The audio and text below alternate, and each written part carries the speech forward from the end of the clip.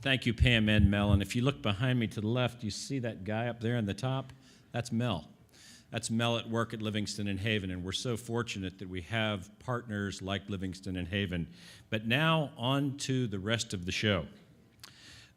We're very excited about our speaker today, Jamie Cassep. Jamie is Google's Global Education Evangelist.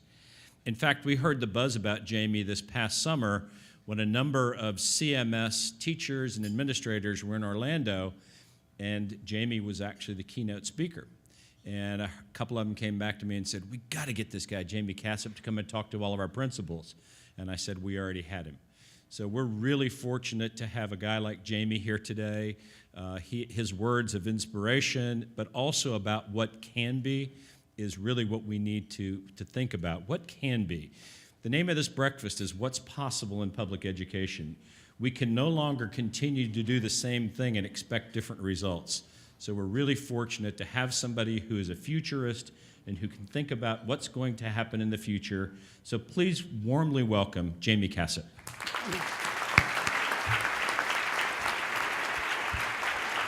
Thank you. Thank you. Good morning, everyone. This is the best dressed group I've ever seen in my life. I was going to wear my suit, but I lost it somewhere back in 1995. It's exciting to be here. Thanks for inviting me. One of the things that's hard about flying from the West Coast to the East Coast is that you're laying in bed at midnight knowing that you have to get up at 6 o'clock in the morning, and in your head it's 9 p.m. It's just really hard to go to sleep. But more importantly, when you come from Phoenix, one of the hardest things to do is go from temperatures that are in the hundreds to temperatures in the 70s. So while you guys are walking around in shirts, I feel like I need my mittens and earmuffs.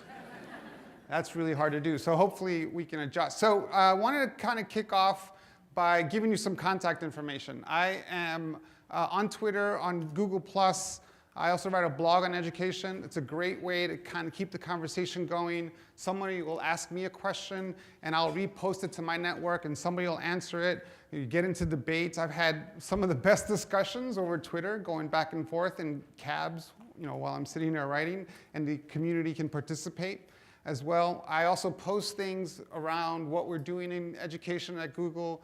For those of you who have teachers or are teachers, information about our Google Teacher Academy, information about our different programs, information about summits that are coming up. I think there's one coming in Charlotte I would recommend that you go to, coming up shortly. So I post a lot of information on this. So I wanted to give you some contact information. Now, what I want to talk about is really the American dream.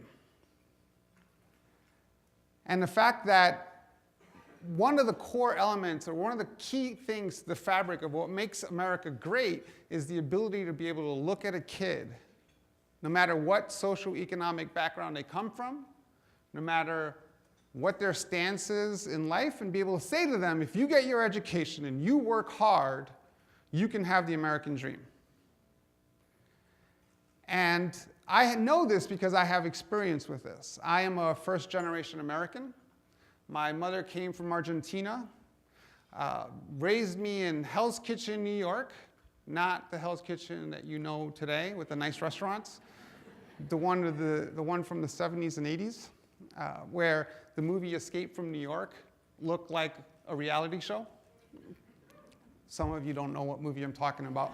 Go look it up. And I was raised by a single mother on welfare in New York who spoke Spanish to me until I showed up at PS 111 and they said, welcome to PS 111. And I said, ¿qué? And so English is technically my second language, so I had to learn English. But growing up in New York in the 70s and 80s wasn't necessarily the easiest thing to do. I watched friends that I grew up with, kids that I grew up with, turn into thugs, into criminals, into drug addicts, and some even into murderers. I didn't want anything to do with that. They would come back with their stories of spending time at Rikers Island, and I knew that just wasn't going to be a place for me. And so I didn't want anything to do with that, so I wanted out. And I knew through education and hard work, I can make it out. And so I got my high school degree, I graduated from college, I got my master's degree, and here I am standing in front of you living the American dream, living in a world that I didn't even know was possible. And that's what's possible with education. This is what we can accomplish with education. Now, I also know that education can break the cycle of poverty, not just for the individual, but for a family, for generations to come. And I know this because I have 2 kids. I have a 12-year-old and a 21-year-old. And by the way, for those of you who are parents, nothing prepares you for the bizarreness that happens in your head when your daughter orders a drink at dinner. You get images of like, what happened to Happy Meals? And the toy. I remember getting frustrated, having to go back to the counter because your kid already had that toy from the last week that you were at McDonald's. And I wanted those days back so badly. And my daughter's like, oh, what kind of tequila do you use in your margaritas? It's very bizarre. But anyway, so I have my 2 kids. And my daughter's in her 3rd year of college. And she never asked me if she had to go to college. I never told her she had to go to college. She just assumed she was going to college because I went to college, because her mother went to college, because everyone in her life went to college. She assumes that she's going to graduate school because I went to graduate school, and her mother went to graduate school, and people around her went to graduate school. She also assumes I'm paying for it, but I still have some time to break the bad news to her. But what's important is that they have no idea what poverty is like. They have no idea what life is like growing up in a place like Hell's Kitchen. Their expectations of what life is going to bring them is completely and fundamentally different than my expectations. So I know they're going to be okay. They get to experience a life that I never dreamed that they would be able to experience. This is a picture of us this summer where we went to Machu Picchu for 2 weeks. I'm not going to call it a vacation, because if you have to spend 2 weeks with your kids, it's not a vacation. But this is their experience of what life can bring them. Now, that's the power and the potential of education. And we've made some strides in the last couple of decades, but not nearly enough. And there's actually some evidence that shows us that the achievement gap is starting to get worse. Where by the time a kid is 4 years old, there's an 18-month academic gap between a poor kid and a rich kid. And the evidence shows that that kid almost never catches up unless you put a lot of effort into it. 6 out of 10 low-income students can't do math at level. A poor student has a less chance of graduating from high school and, of course, graduating from college. And this is true even if that poor kid does better on standardized testing, gets better grades than their affluent friends. 1 in 10 Americans whose parents live in the low income bracket graduate or have a college degree, compared to 7 in 10 kids whose parents live in the top income bracket who graduate from college. This is the disparity that we're dealing with. So the situation is actually getting worse. And if you're a Latino, like I am concerned about my community. But as Americans, we should all be concerned about this community. If we want to be think of it this way, if we want to be the #1 college graduate country in the world again, half of the required degrees that we're going to need to get have to come from Latinos. 1 in 4 students in our K-12 systems will be Latino by the year 2020. 13% of us are walking around with college degrees. Those numbers don't add up. So we have some work to do in this space. And we're living in a different world. And we feel this, and we don't know what to call it, right? We've been dealing with this economy and the struggling economy and unemployment and all these things for the last couple of years, and we just can't figure out how to get out of it. It's like this, bad mood that we're in. And when you think about it, it makes sense that we are where we are. Because for the last several decades, our economy has basically been broken up into 2 groups. You have high-skill, high-income workers, and low-skill, low-income workers. We're seeing this erosion of that middle-skill, middle-wage group, and those jobs are kind of disappearing. In 1973, 28% of jobs required a college degree. In 2018, more than 60% of the jobs are going to require a college degree. This is the new world that we're looking at, and the new economy forces us to step up our game and to think about what education achievement looks like, not just for students, but just for the well-being of our economy, the well-being of our country. This is why we're focused on this. Now, this all sounds dreadful, and I'm not going to be a Debbie Downer, because I'm actually optimistic about the future. I'm actually excited about the future, because for most of history, where you were born, the family you were born into, the resources at your disposal, your proximity to libraries were all factors that determine your academic success and eventually your success. This is no longer true. This is the library on 51st Street in Columbus, the Columbus Library on 51st Street and 10th Avenue, our library in my community. This is not the mecca of resource centers of the world. But this is where we had to go get our information. This is where our resources were for school. This is where we had to go and learn. And this is a library that was missing resources, didn't have the books, kids would take them, but it was used by public schools, private schools, everyone in the community. This is where our information was. And today, we have 100,000 Columbus libraries in our pockets. The information is at our fingertips. The world's information is at our fingertips. So I have to ask myself, why does my 12-year-old's 7th grade look exactly the same as my 7th grade? Why is it that I had to take off my Casio calculator watch? I wish I still had that. When I was in class, in the same way that my 12-year-old has to keep his smartphone in the office because he can't use it in school. Why is it that we've flipped the script on how we gather information, yet we're still living in that same paradigm that we were living in for a couple of hundred years? Now, what's technology's role in this? And I know some of you who have been experiencing this for decades know that we've been talking about the use of technology in education for a really, really long time. Whether it was motion pictures or television, or we've been talking about computers in education since at least the 1960s. We've been talking about technology and how do we use technology and how this new technology is going to revolutionize education for a long time. So what's different this time? Well, I propose 3 things. First is all the information that we have in learning sciences that teach us, that shows us evidence that we all learn in different ways, right? We know this now. I remember when I was a kid, a teacher would explain something to me, and I would say, I don't understand. And so they would repeat what they said, only this time slower and louder, and I still wouldn't understand.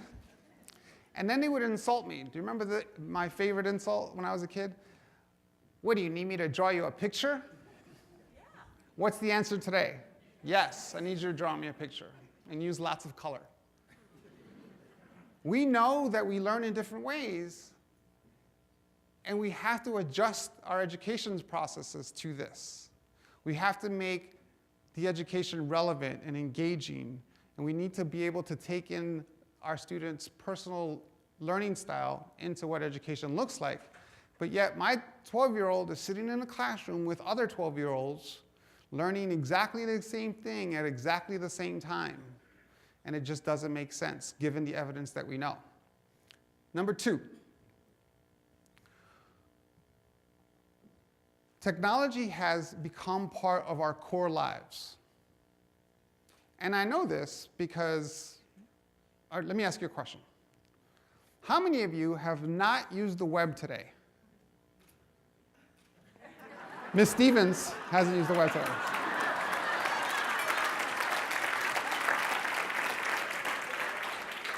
And I'm okay with that.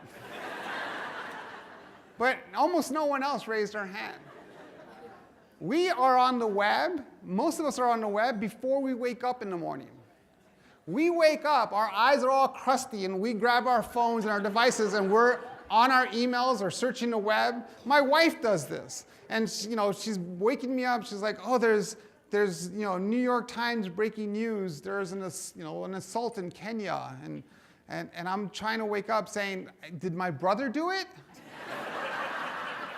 No. Well, then I don't care right now. We are on the web before we wake up in the morning. And how long did that take us? A couple years, right? I mean, do you remember we used to have to call the web with our home phones? And it would be busy or hang up on us or, thank you, you reached the web. I'm busy right now, call me back, or, I'll call you back when I get a chance. That was our experience. And what was our reward for that effort that we put into it? A bunch of web pages that had words, that had links to words, that had links to words. That was our reward. And every once in a while, somebody would put a picture and we'd lose our minds. It was so exciting. And it would take us an extra 20 minutes just to see that picture. And literally last night on my flight here, I haven't traveled in a couple of weeks, I lost my mind because the Wi-Fi was just terrible on that flight. I'm torpedoing through space at 535 miles an hour, and I'm complaining about the Wi-Fi. I've seen teachers, the nicest people in the world, as far as I'm concerned, turn into a mob with pitchforks and torches at education conferences when the web or when the access is just too slow for them. This happened pretty quickly, don't you think? Technology has become part of our core lives. And if it's become part of our core lives, imagine what it's done to our kids who don't know any better. And number 3, this generation of kids that are growing up, where technology is just part of who they are. It is their electricity, and they just flip it on. And they know it's there. They don't know where it comes from. They don't know how it got there. They just know it's there, and they flip it on, and it works. I want you to think about a 5-year-old, whether it's your own 5-year-old or grandson, granddaughter, friend's kid, or some random 5-year-old. And I want you to think about that 5-year-old who came into school this fall, right? They're in school for a couple of weeks now. They just started. And then I want you to look at that new device, whether you are one of the 9 million people that went out this weekend and bought yourself the new iPhone, or whether you have the new mini or tablet or Chromebook or Android phone, whatever it is, whatever your new cool technology is, I want you to look at that, and then I want you to realize that to that 5-year-old, that's the worst technology they'll ever see in their lives. It's their Commodore 64. They're going to find that device in their 20s at a thrift store in the 50-cent box, and they're going to buy it and put it up on their shelf like a museum piece and reminisce and laugh about how, oh, my dad used to have this. He used to have to charge it every night. Ha, ha, ha, ha. That's how fast technology is evolving. That's where we are today. This is a picture of my 12-year-old, and I'm sitting next to him. This is in the last year, last football season. I'm trying to sit there and watch my Giants game, who, by the way, are doing really well this year. I'm sitting there trying to watch my football game, and I turn to my left, and I see this. So here he is doing this. And on one machine, he's playing this new game that he discovered called Minecraft. The grumbling of the parents who have addicted kids to Minecraft. There will be Minecraft rehab centers all over the country. And on the other machine, he's watching videos learning how to play Minecraft. One machine isn't good enough for him.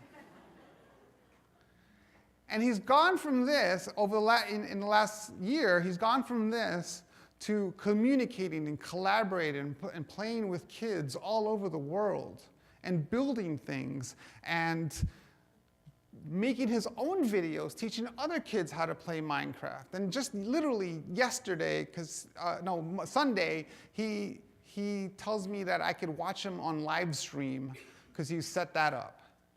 Or a couple of weekends ago, I tell him it's time to go to bed, and he says, I can't right now. I have some customers. Apparently, my 12-year-old is a casino owner. And he's got a couple of kids that are playing games that him and his friends design and built that he knows P&L lines on, and he knows what betting line to use. And he's got a couple kids, and they're in there playing these games, and he doesn't want to get a bad reputation as a bad casino. So he needs to stay open for a couple more minutes. This is the generation of kids that are coming into our school systems. And if we think that our education system is ready for these kids, we are fooling ourselves. Any chance that I get, I take an opportunity to talk to kids. I love talking to kids. I get in front of them. I talk to them. I talk to them about what it's like to work at Google. I talk to them about the future of what the economy looks like. I give them the whole speech. It's especially kids that are growing up in a situation that grew up the way I grew up. It's important for them to see someone like me who's made it and realize that if I can make it, they can make it as well. If they work hard and get their education, they can do whatever they want to do as well. The other thing that I do is I make sure I don't ask them what do they want to be when they grow up. I don't say you should go to college so that you can be a lawyer or a doctor or a finance guy or even an engineer. These kids don't understand that. Lots of them don't even see anyone who does any of these jobs. Instead, what I ask them is, what problem do you want to solve? What spins in your head when you're not thinking of what problem is it that you want to solve? What impact do you want to have in the world? And then I challenge them to go back and think about what education they're going to need. And by the word education, I don't mean school. I mean education as in lifelong learning. What education are they going to need to have to help solve that problem? What classes they're going to need to take? What books are they going to need to read? Who do they need to know about? Who can they connect with? Where can they work? What are all the different things that they need to know to be able to solve that problem? And once you figure out how to become a problem solver, it doesn't really matter what the problem is. You create a process for that. You understand what knowledge, skills, and abilities you need to solve that problem. I try to do this in my own life. I don't call myself a businessman. I'm a businessman. Oh, sorry, that's a Jay-Z thing. I say I'm a problem solver. I like to solve problems. We have to teach our kids how to become problem solvers. I also talk to them about the idea of iterating. We have to make sure that they iterate.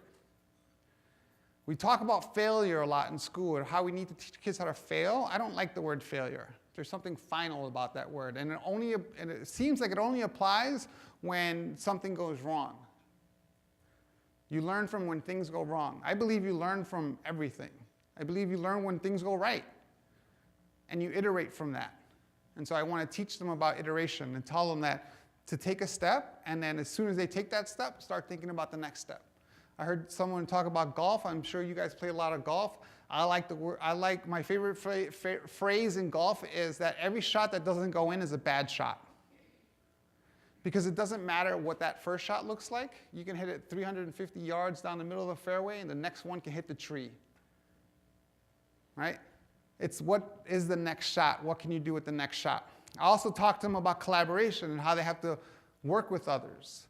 Imagine as a teacher, you hand out a test, and at the end of that test, 2 kids come up to you holding the test together, and they say, "We did this together."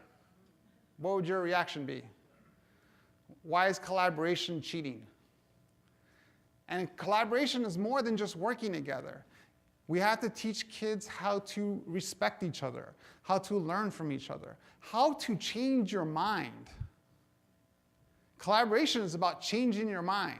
It's about having a point of view, seeing someone else's point of view and saying, I like that one better, and changing your mind.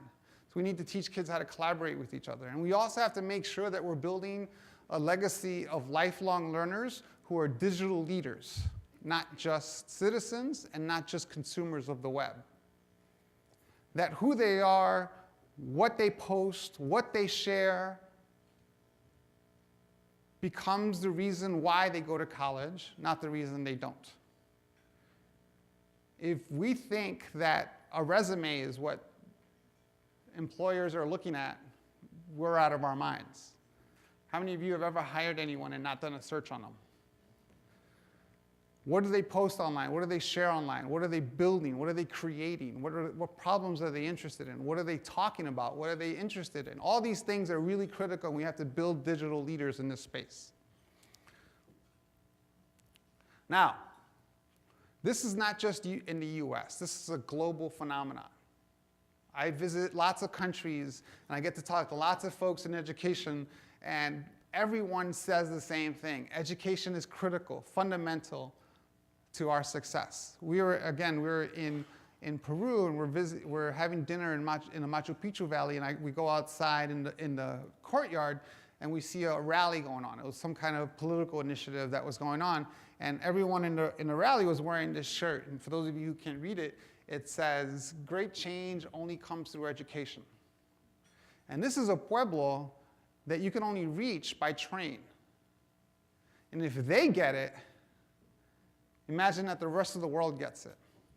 And so what do we need to do? Well, the first thing we need to do is focus on teachers. At the end of the day, there is no more important factor than a teacher in a classroom and the impact that they can have on a student. I've had very many influential people in my life. I've been able to visit with many people. I've had many great discussions, but no one has been more important in my life than my 4th grade teacher, who taught me that mediocrity wasn't good enough, or my 6th grade teacher, who unleashed my creativity and taught me how to write in ways that I didn't see possible, or my 9th grade teacher, who was able to show me how to do math in a way I never saw before, and more importantly, showed me that given the right methodology, there wasn't anything that I couldn't learn. Teacher is absolutely critical. Now, the teacher becomes even more important in the classroom given the new world and the new economy. They have to help kids take information that now is at their fingertips and convert it into intelligence. They have to help build iteration skills, problem-solving skills, critical thinking skills, communication skills, collaboration skills. All these things that they need to help their students with is what teachers will be focused on in the future. They are creating what the future models of education are going to look like for a couple of generations to come. And so it's important for us to support them, to give them the right professional development, to give them the space that they need to thrive, to learn, to experiment, to see what works and what doesn't work in the classroom so that they can create these new future models of education. We need to invest in the infrastructure, which obviously from my perspective is technology. Most schools have access to the internet, but not all internet is the same in all schools. My experience is that high-income school districts have really good Wi-Fi, and low-income school districts don't. Just my experience. I don't know if that's true or not, but that's what I see. And having some access is better than having no access, but having poor access isn't good enough, and we need to work on that. We also have to realize that the broadband that we put in our schools and the parts of the infrastructure are absolutely critical to our schools in the same way that electricity is. We don't build new schools and say, you know, the 3rd and 4th floor, we're not going to put electricity on those floors. Why would we build schools without broadband infrastructure? And we have to realize that the technology and the devices and the access to these resources that are available is as critical as the content that we can provide our students, and as critical as desks. In the same analogy, we would never build a school or look at a school and say, our budget, we can only afford 20 desks in this classroom, so 10 kids have to stand. We have to look at it the same way in terms of resources. We have to do this because the digital divide is actually getting worse. When you talk to teachers, these are teachers who were interviewed for a Pew survey, a Pew study. They're AP and NWP teachers. 70% of teachers working in high-income areas said that they have access to the right digital tools, and only 50% of teachers working in low-income schools said the same thing. Now, I absolutely think that we have to increase that 70% to about 99%, but there's no way that it's acceptable to me that there's a gap between 70% and 50%, and we have to close that gap first. Or you look at another question that they were asked about having access to the right digital technologies, and high-income students, teachers of high-income students, 56% of them said they had good access to the tools that they needed, where only 21% of low-income teachers said the same thing. We can't create a digital divide in education. Technology is not a fad. It's here to stay, so we have to make sure that we're utilizing all these resources and that it's across the board so that we're not creating a bigger digital divide.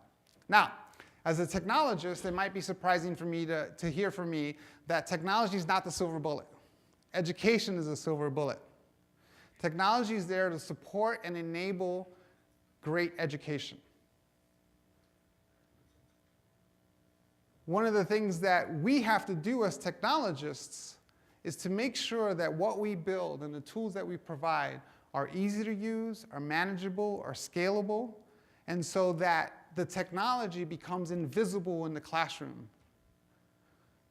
So that teachers aren't teaching technology, they're using technology to teach. And that's our responsibility, and that's what we're trying to do.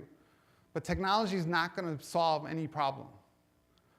Technology is just there to support and enable great education. And none of this is easy to do. None of this is something that we can just turn on tomorrow and do right away. We're talking about structures that have been around for a really long time. We're talking about parents that we need to involve, and community, and the business community, and all the things that we need to do.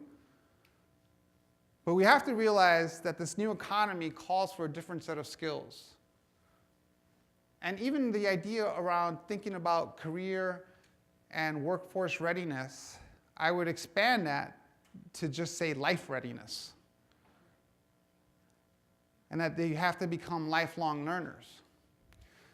Because education can be a silver bullet. Millions like me can tell you stories about what life is like and how we are living a dream in a space that we never thought was possible. And that we have to recognize that we have to be able to provide the same opportunity for millions of more students.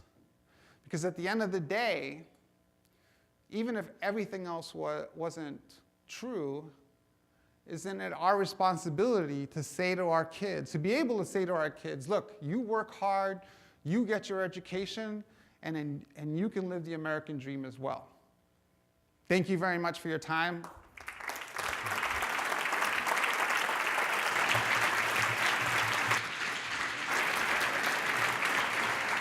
Thanks for having me. Thank you. Thank you.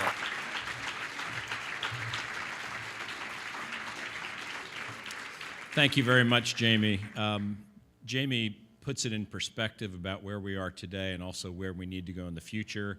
And I'd like to, at this time, ask our superintendent to come up and give us a few words. Our superintendent, Heath Morrison, has been with us since July of 2012.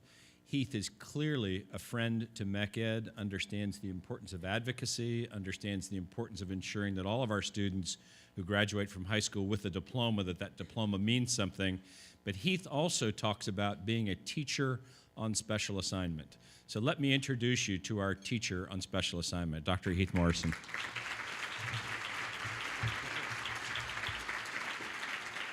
Well, good morning. Well, that was pretty weak. Good morning. Here we are at MeckEd talking about what's possible in public education. What is better than that? What is better than that? And so we have been doing a lot of talking.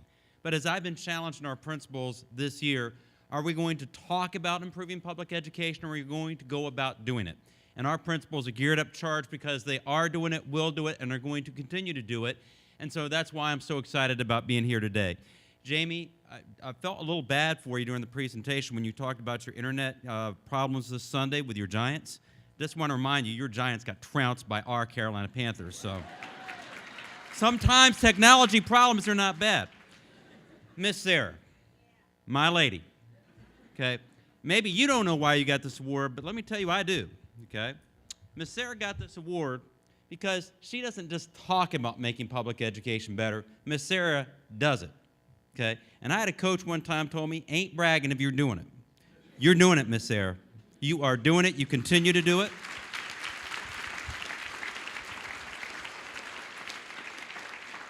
Why you threw Carlina on the bus, I don't know. Did you oversleep, Carlina? All right. But Miss Sarah always tells you the truth, so I know that. But Miss Sarah, you know, one of my favorite quotes is by Dr. King, and it says, we begin to perish when we fail to speak about the things we're really passionate about. That's why I know 25 years from now, 50 years from now, we're still going to be giving you a MeckEd award for all the things that you do in Charlotte-Mecklenburg schools. So Miss Sarah reminds us of our rich past, a difficult past sometimes, but a past that has led us through great triumph and sometimes great adversity to where we are today. Jamie really helps us understand what is possible, because what is absolutely possible in our nation today, and I believe in Charlotte-Mecklenburg helping our nation lead that way, is a future where every child succeeds. You know, we used to talk about, as a teacher, how difficult it is to differentiate. No matter how good a teacher you are, when you got 25 little ones walking your class full of energy, full of possibility, some full of great challenge, but everyone with that opportunity for better tomorrow, it is difficult to differentiate at the level of need of the student.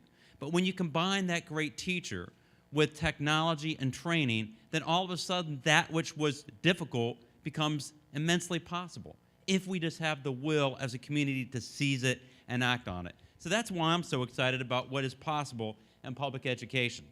What I constantly remind our community is in Charlotte-Mecklenburg schools, we are focused on our brand.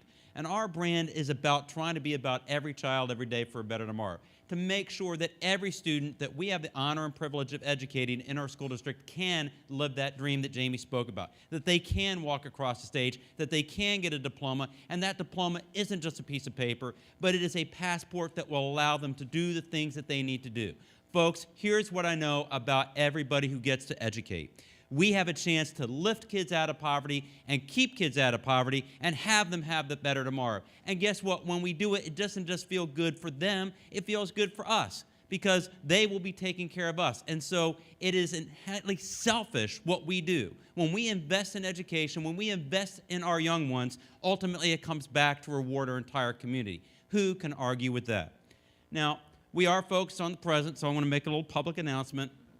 And in our present, in a couple of weeks, you will have an opportunity to not just talk about what's possible in education, not just talk about what you can do to help education. You, by your vote, will have an opportunity to do something very positive for public education.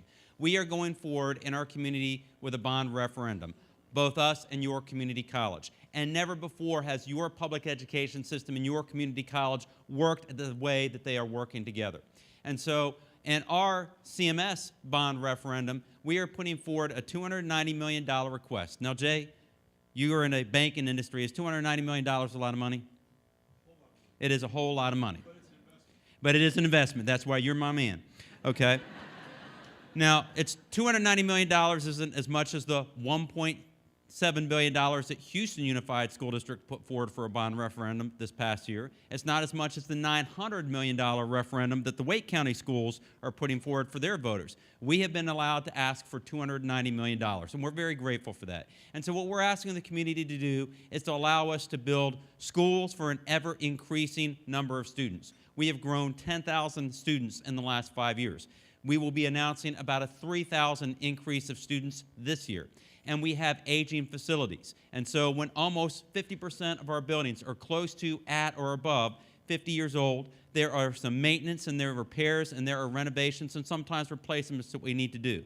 But then we're also challenging ourselves to build those schools of the future, not the ones we finally remember. And so Jamie's right. We're trying to get that infrastructure in to allow inspired teaching through technology and do more STEM programs, language programs, and career technology programs that will enhance the benefit of our students. So I will ask you not just to talk about making public education better. I will ask you when it comes time to vote, by virtue of your vote, to please do what you can to support our bond referendum, and not just CMSs, but CPCCs as well, because the community college is important. That future of our students is important. And Tony Zeiss, and I'm so grateful for this partnership, part of the CPCC bond referendum is some middle colleges that will allow our students even greater access. So your community college and your community public school district are working together.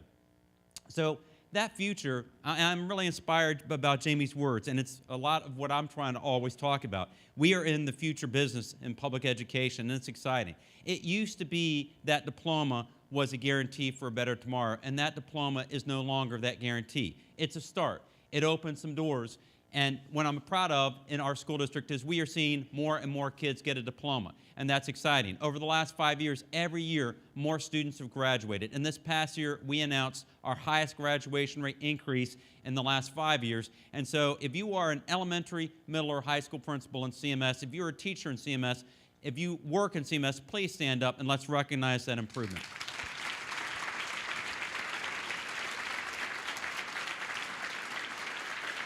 See, these folks aren't just talking about making education better, they're doing it. Less talk, more action.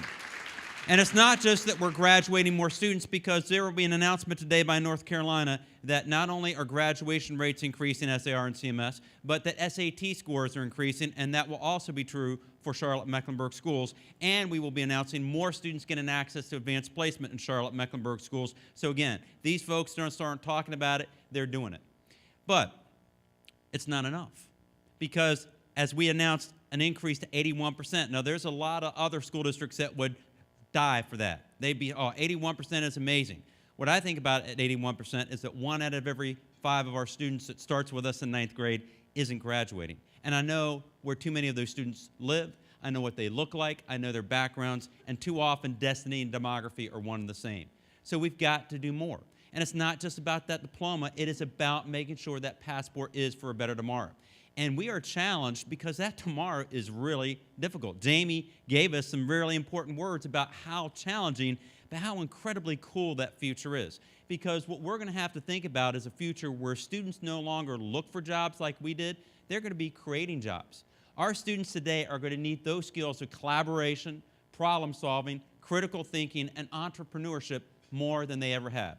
Jamie told you a lot about that. A good friend of mine, a gentleman by the name of Tom Friedman, who wrote a book, The World is Flat and It Used to Be Us, constantly talks about this ever-changing workplace in our ever-changing nation. And what Tom Friedman said is educators are not just going to have to continue to teach kids math and social studies and English and all the things we've always taught them, but we're going to have to get students to think of themselves like immigrants, because they are going to be changing jobs some 10 to 15 times. So the rules will never stay the same. The customs and cultures will ever be changing. And so they're going to have to develop those skills the way an immigrant comes into a new land.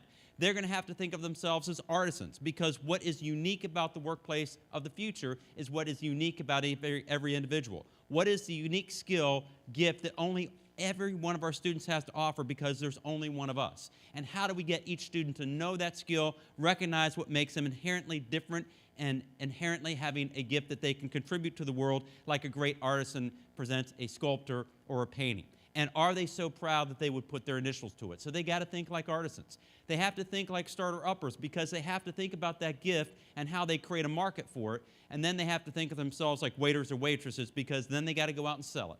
And so that's a lot to ask of our principals and our teachers of our schools, but we are up for that challenge, I promise you. Every day we're up for that challenge. Now, as Bill said, I came in a little over a year ago, and I didn't come with a plan on the first day. I came with a commitment and a promise that I would listen, and I went out, and I have been listening, and I continue to listen. And every time I have a chance to come to a forum like this today, either it's through Miss Sarah, Jamie, or the members of this community, I continue to learn. And so what we have done is a very difficult task in terms of creating a strategic plan. Because the easiest plans are where you get a small group of people and you knock it out over a weekend and then you tell everybody, hey, I hope you like it. We have constantly asked this community, what are we doing well? Where can we be better? How do we work into the workforce needs of our economy? And how do we build the kind of schools that Charlotte and Mecklenburg will need to prosper as a region into the future?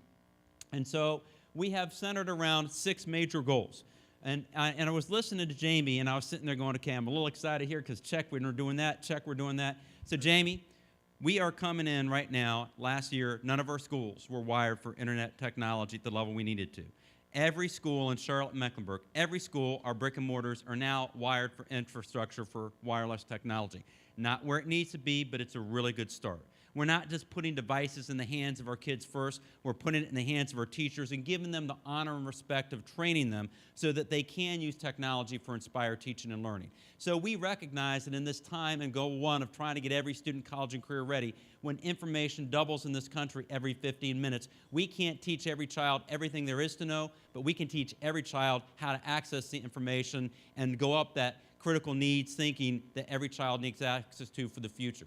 We know how important it is to put a great teacher in every classroom, to do the professional development, the training, and support that it requires to have inspired teaching and learning across our school district.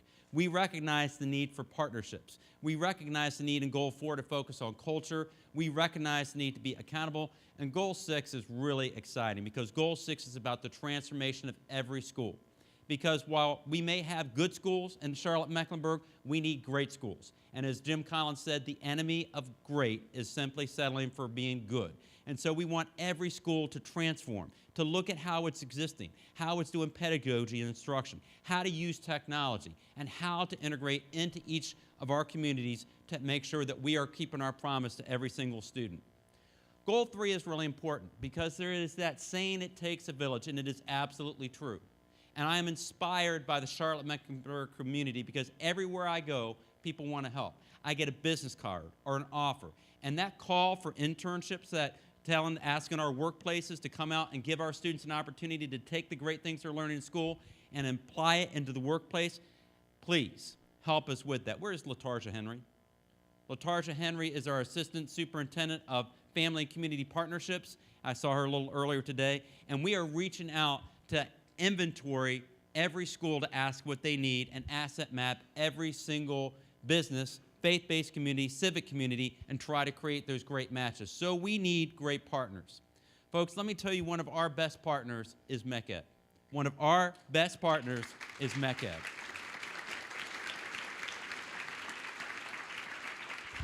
MeckEd helps to make sure that our community, and I think really our state, understands why education is important, what are the critical issues of the day, and I've had this saying all my life. When most people tend to know the same things, they tend to come to the same conclusions. But there's a lot of information out there, and it's really important that information, as best it can, be unfiltered and unbiased, and MeckEd constantly is putting out information about public education in Charlotte, Mecklenburg, public education in the North Carolina, and public education across our country. They serve a critical role not only to give information, but to advocate.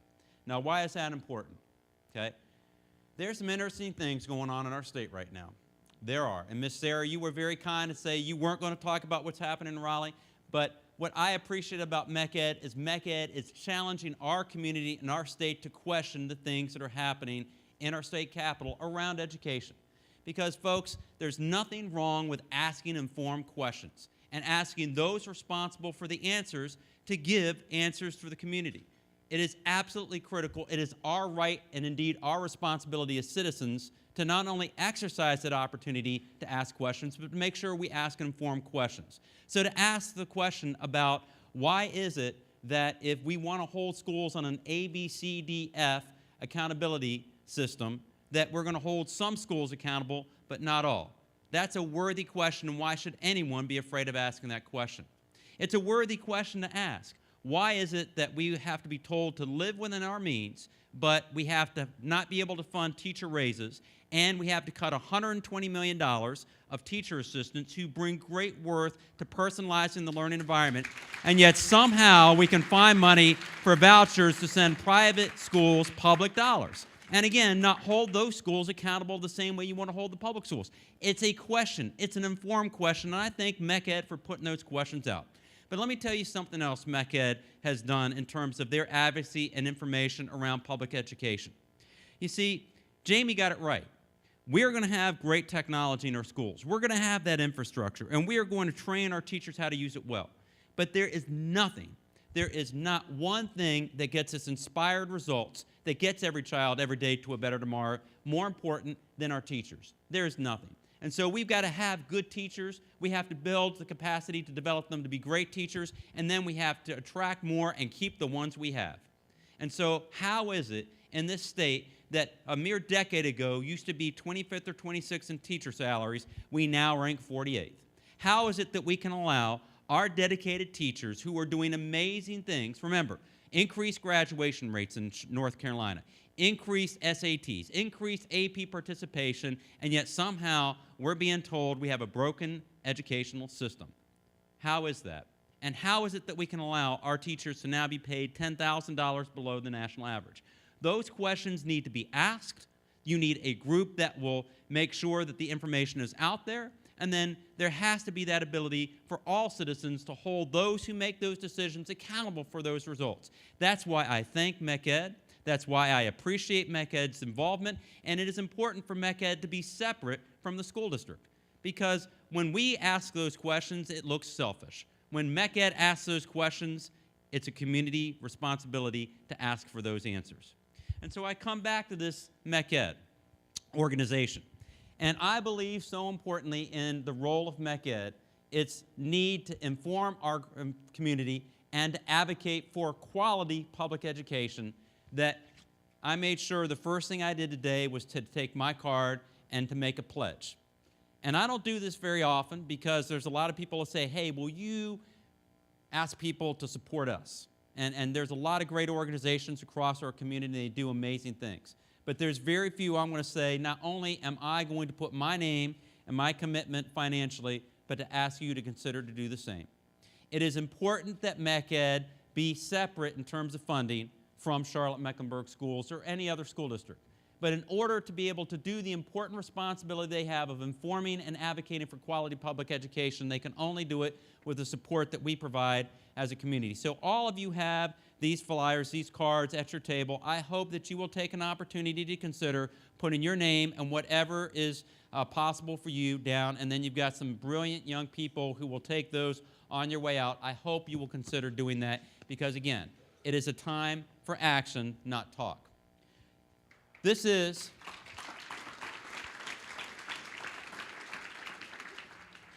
about every child. In the Charlotte-Mecklenburg School District, we have over 144,000 of those children. Yesterday, I was in a home of a young person who had dropped out of school. And every year, we are doing a door-to-door for student success where we go back out to our community. We knock on doors of students who have dropped out and ask them to return. And as I spoke to this young man, he was very complimentary of his school, all the ways that they had tried to engage him. But Jamie was right, because many of our students don't start off on the same finish line or starting line. They're already behind. Because what research tells us is if you are in poverty, if your mother did not graduate, and if you had no access to early years programming, pre-K and early years programming, then the chances of your walking across the stage are diminished immeasurably. But that's where we are. That's not where we have to be. And we got that young man back into a program. He is going to get his graduation diploma this year, and he is going to go to CPCC, and then he's going to own a barbershop. Now, I don't offer him much, okay? I'll still give him a good tip. But as a citizen, we are better when that young man has a diploma, he's a small business owner, and he will be a responsible citizen. That's why what we do is so important. Remember, quality public education lifts kids out of poverty and keeps kids out of poverty and gives all children a better opportunity tomorrow. I say this a lot because we are in a society today where we have to decide who are winners and losers, okay? And so we like to sort, some people can win, and thereby other people have to lose. Here's what I know about the future. If every single student last year who started off in kindergarten across the United States, if every single one went on and successfully went through elementary, middle, and high school, and then they graduated from high school and went on to a four-year college, if every single one of those kindergartners from last year go through the public education system, go to a four-year institution, get their four-year college diploma, hit the workforce in the year that they would matriculate into the workforce, if every single student did that, then guess what? There still would not be enough students who would go into the workplace with enough credentials to fill the jobs that will be waiting for them. There would still not be enough. So we don't have to have winners and losers. We can have winners and winners. It is about our commitment to that future. It is our commitment to every child every day for a better tomorrow. So thank you for being here today. Thank you for your support of Charlotte-Mecklenburg Schools. Thank you for your support of MeckEd. And please remember, less talk, more action. It is about our students. Thank you so much.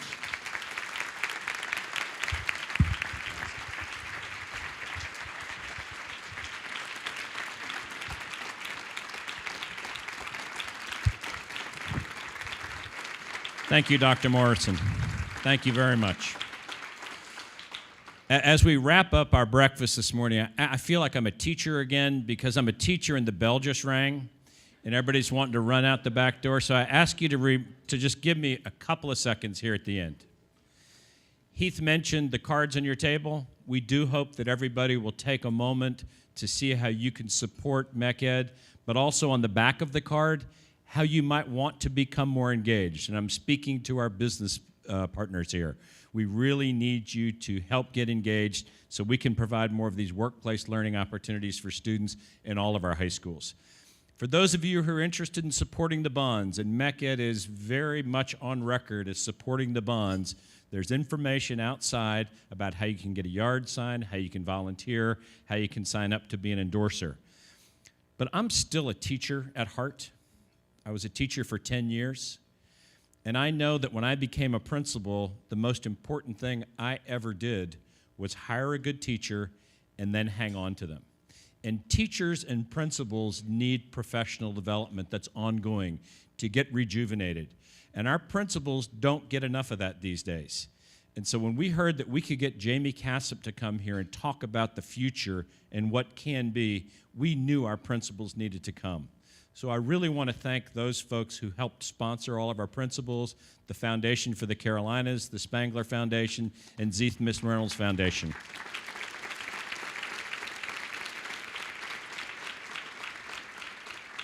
MeckEd believes that public education is the cornerstone of our democracy and that we must all support public education because it's in everyone's best interest.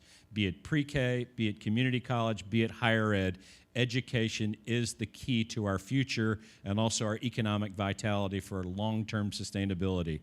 I do hope if you have not signed up for the MeckEd newsletter, you do so. And I do also hope that we see many of you on October the 24th at CPCC for the interactive candidate debate. And also we'll be doing a public education in District 1 on October the 10th. Please fill out your card and hand it to the people at the back. Thank you very much.